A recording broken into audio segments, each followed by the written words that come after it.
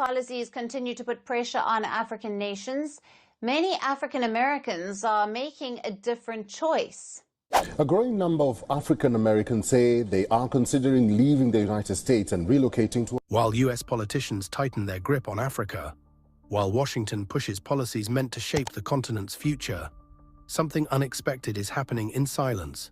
Thousands of African Americans are quietly doing the opposite. They're not dreaming of the US anymore. They're not chasing the so-called American dream.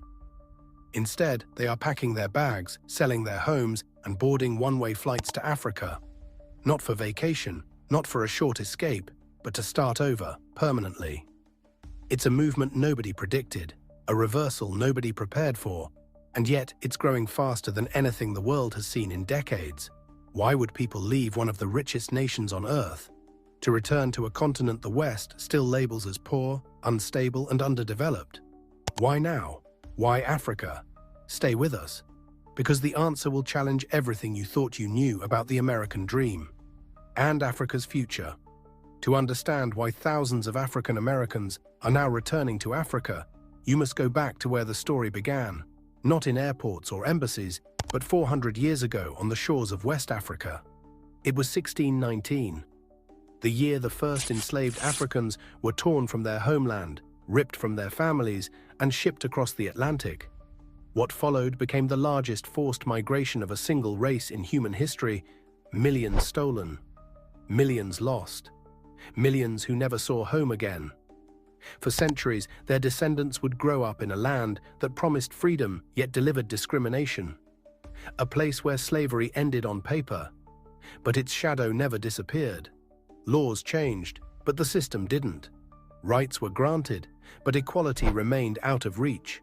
And for generations, African Americans were taught one message: Africa is behind you. America is ahead of you. Africa was painted as primitive, dangerous, hopeless, a place to escape from, not return to.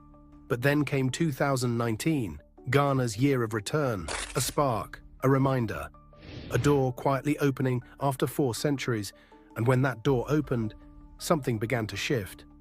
Because what happened next was not migration.